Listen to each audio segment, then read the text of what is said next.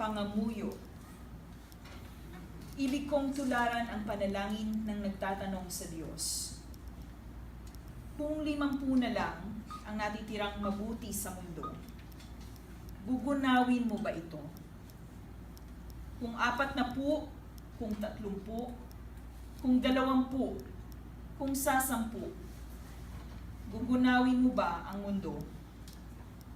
Kung may isang masamang makapangyarihan, ang tahasang mangingikil ng buhay ng mamamayan sa isang payak na nayon, ipagtatanggol mo ba ang karapatan niyang mabuhay?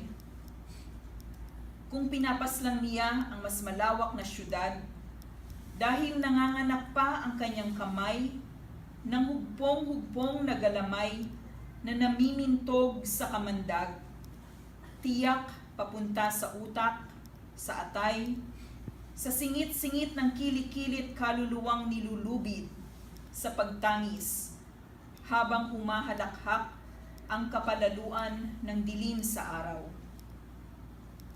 Paano mo paghihiwalayin, tulad ng ipa sa palay, ang karapatan ng iyong mga nilalang na kawangis kapwa sa kadakilaan at kabuktutan?